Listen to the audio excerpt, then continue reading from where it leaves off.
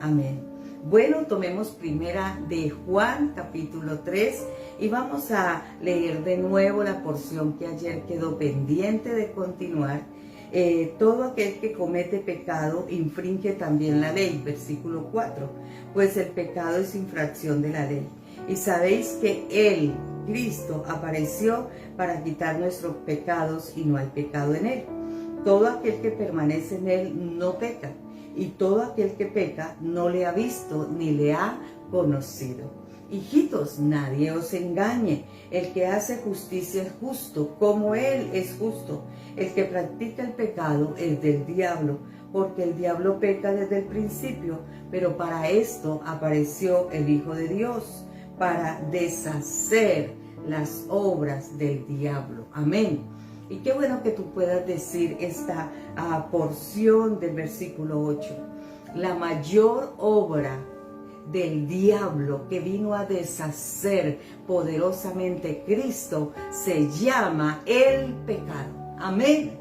Porque nosotros tomamos este texto para pensar en que el Señor va a deshacer la obra del diablo, de los ladrones, salteadores, de los engañadores, de los que violan, que matan, etcétera, etcétera. Y sí, esas son obras del diablo, y el Señor también vino a deshacer esas obras del diablo.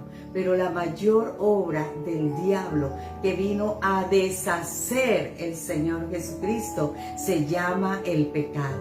Y si no, míranos.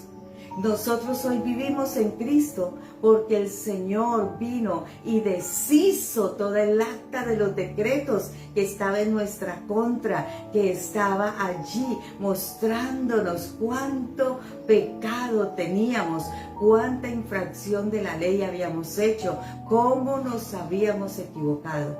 Pero el Señor tomó toda esa vida de pecado y toda esa práctica del pecado, todo ese estilo de vida con la cual nosotros justificábamos quizás el pecado. Y dice la Escritura que Él vino para anularla, para quitarla, para deshacerla. Por lo tanto, Él vino a deshacer las obras del diablo. Amén. Cuando tú tomas este pasaje y lo afirmas de esa manera y tú estás seguro, tú tienes esa certeza, estás en esa esperanza en Cristo Jesús, ningún pecado te acecha. Ningún pecado viene contra ti. ¿Por qué? Porque tú estás seguro de que el Señor va a quitar ese pecado aún antes de que Él venga a nosotros y lo practiquemos. Por eso lo que dice el escritor de esta porción dice: todo aquel que comete pecado infringe también la ley. Ahora, ¿por qué conocemos que infringimos la ley? Porque no es la ley del antiguo pacto, es la ley del nuevo pacto escrita en nuestros corazones, en ese corazón nuevo y en ese espíritu nuevo que ha sido puesto en Cristo Jesús en nosotros a partir del nuevo nacimiento. Así lo dice la Escritura.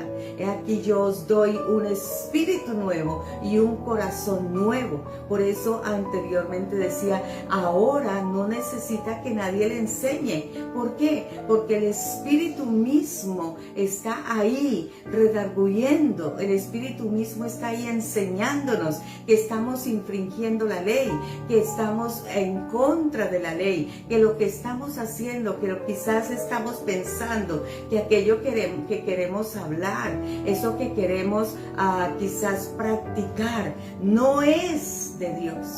Y allí está. Y nosotros sabemos que sí, que sí, que sí.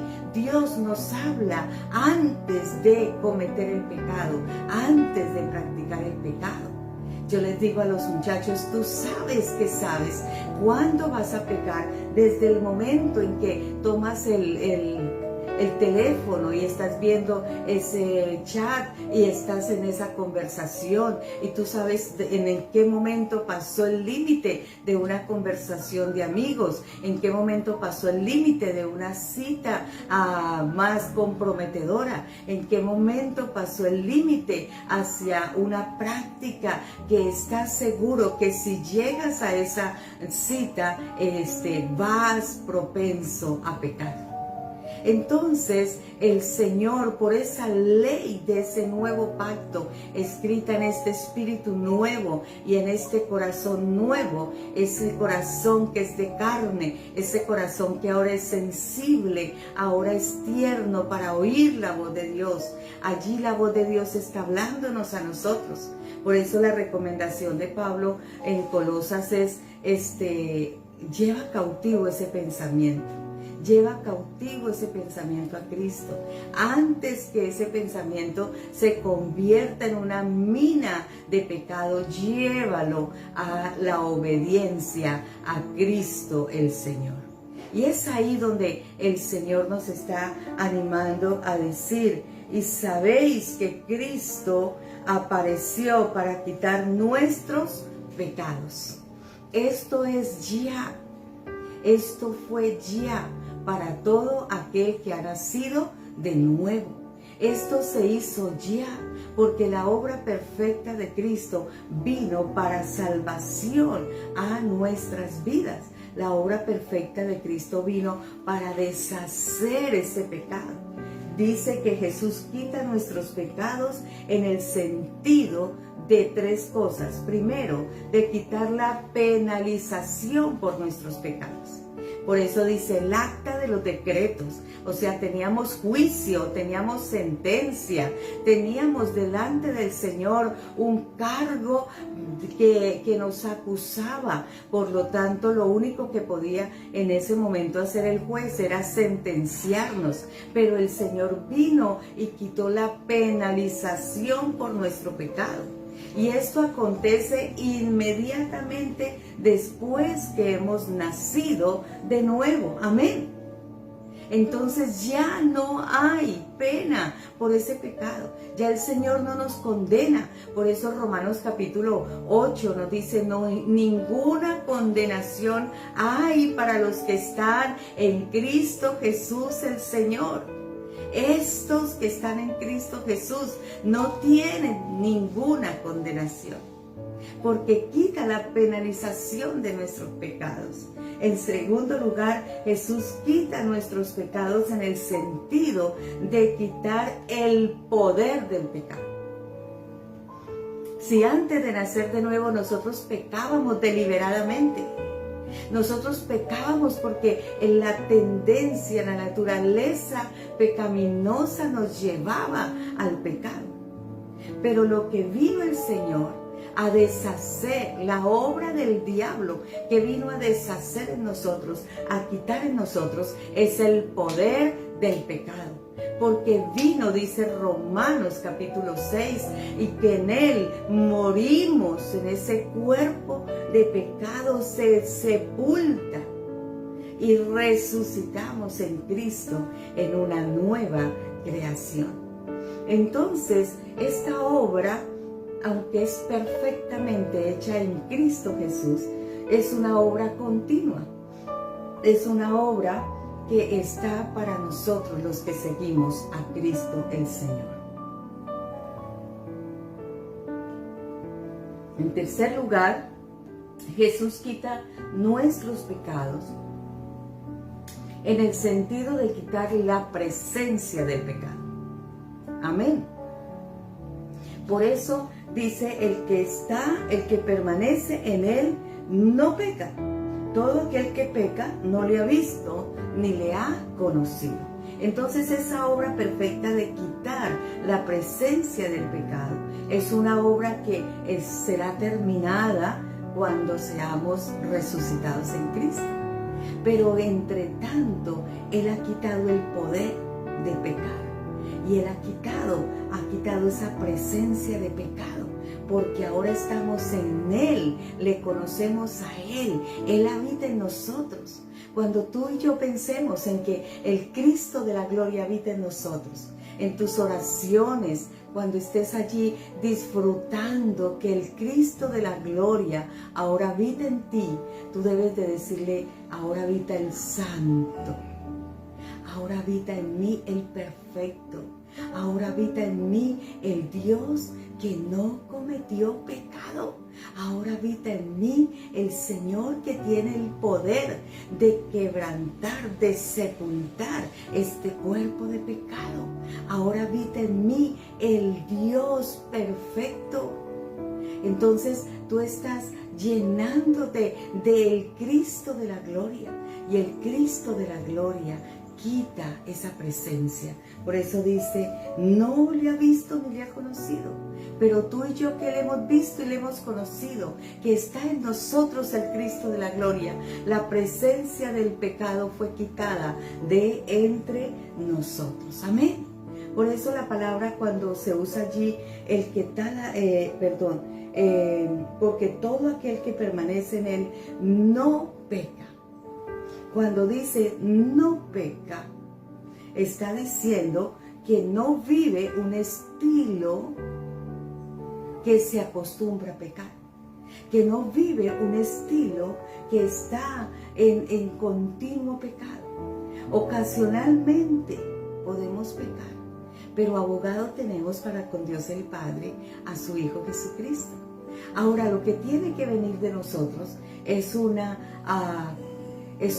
reconciliación inmediata a través de confesar nuestros pecados, y confesarlos con humildad, confesarlos con dolor, confesarlos en arrepentimiento, para que el Señor esté seguro que deshace toda obra del diablo en nosotros. Porque entonces dice la Escritura que si confesamos nuestros pecados, Él es fiel y justo para perdonar nuestros pecados.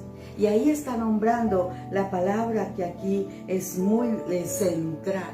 Él es fiel y justo. Y es que la justicia de Dios es la única que nos justifica a nosotros. El Señor perdonó nuestros pecados porque el Señor Jesucristo nos justificó. El Señor quitó la sentencia de nosotros porque el Señor Jesucristo nos justificó. Y el término justo y justicia quiere decir declarar perdonado, limpio, sin condenación al que realmente era pecador.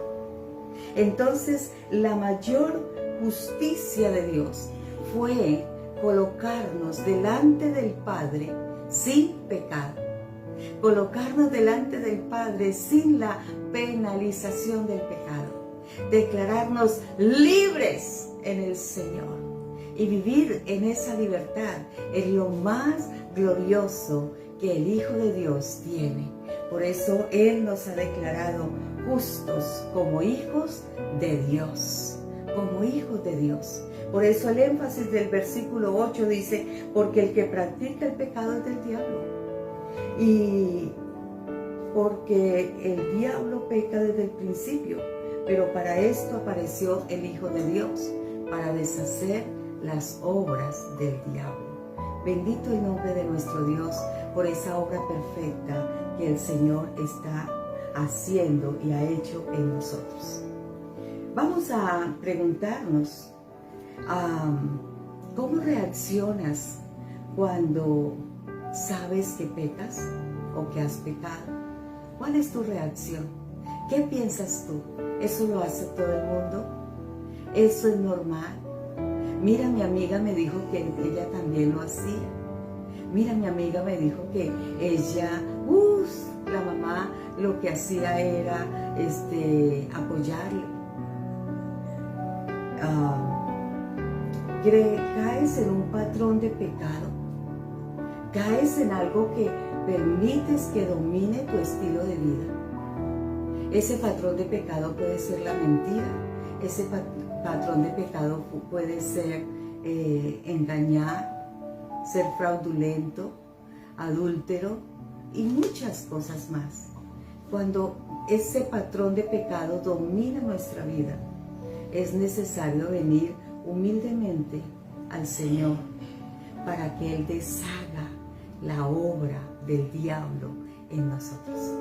Es ahí donde está la lucha que tenemos, pero es ahí donde está el poder de Dios, quitando el poder del pecado, quitando esa práctica del pecado. Ahora, ¿cómo lo logramos? Voy a usar una frase aquí. Nunca firmes un tratado de paz con el pecado. Nunca aceptes que el pecado es normal. Nunca aceptes que tú fallaste, pero que eso no fue nada. Nunca aceptes que el mundo igual, todos los hace, todo el mundo lo practica de esa manera. Porque cuando hacemos esto, nosotros vemos con otros ojos el pecado. Cuando hacemos ese tratado de paz con el pecado y decimos, no, pues eso, a ver, no pasó nada. Una frase muy, muy coloquial, aún para el cristiano, es: nadie me ha visto, el pastor no sabe, en la iglesia ninguno se imagina. Pero tú sabes que sabes desde cuándo el pecado concebió esa idea en tu pensamiento. Sabemos desde cuándo ese pecado era una pequeña semilla que permitimos que se anidara en nuestra manera de pensar. Entonces, el pecado no es cuando se descubre, el pecado no es cuando hay evidencia, el pecado es cuando permitiste que fuese concebido en nuestro corazón, porque en ese corazón debe de estar limpio en Cristo Jesús, el Señor. Por eso Él afirma, es que el que peca no le ha visto ni le ha conocido. No está en esa vida en Cristo Jesús. No está en esa vida que es justificada, que es llevada de gloria en gloria en Cristo Jesús. Por eso dice, todo aquel que es nacido de Dios no practica el pecado. Y yo quiero que usted resalte allí, porque la simiente de Dios permanece en él y no puede pecar porque es nacido de Dios. Entonces terminamos hablando del tema de hijos de Dios. Y decíamos que somos hijos de Dios, porque la simiente de Dios. ¿Quién es la simiente de Dios? La simiente de Dios es Cristo el Señor. Y esa simiente prometida vino y nació y cumplió a cabalidad la obra redentora, para que esa simiente hoy se presente al cielo, en la tierra y aún debajo de la tierra, esa sangre derramada, esa sangre que se vertió sobre la tierra para limpiar el pecado, esa sangre que fue llevada a las profundidades del infierno para mostrar que hay una oportunidad de redención en el cielo y en la tierra, esa sangre que fue presentada por Cristo a la diestra del Padre, es la evidencia de que esa simiente hoy está en nosotros. Porque hoy está el todo inclusivo en nuestra vida. Por eso todo el que es nacido de Dios tiene esa simiente de Dios. Y esa simiente de Dios permanece en nosotros. Somos nacidos de Dios. Amén. Y quería dejarlo hasta allí, porque vamos a mirar cómo se manifiesta un hijo de Dios. Pero quiero dejar en claro esta palabra. Tú eres un hijo nacido de Dios en una simiente perfecta de Cristo Jesús, el Señor. Y por Él somos hijos de Dios. Cuando hemos nacido de nuevo en Él, en Cristo. Gracias, Señor. Vamos a orar y vamos a levantar nuestras voces como hijos de Dios. Vamos a decirle, Señor, yo creo. Yo estoy segura que soy hija de Dios. Y esa simiente perfecta de Cristo, con la que me lleno cada día, esa simiente perfecta de Cristo, esa santidad, esa perfección, esa fidelidad, ese cuidado que Cristo tiene para con nosotros, es lo que me hace más que vencedor. Amén. Bendito es el nombre de Dios. Un abrazo para todos ustedes.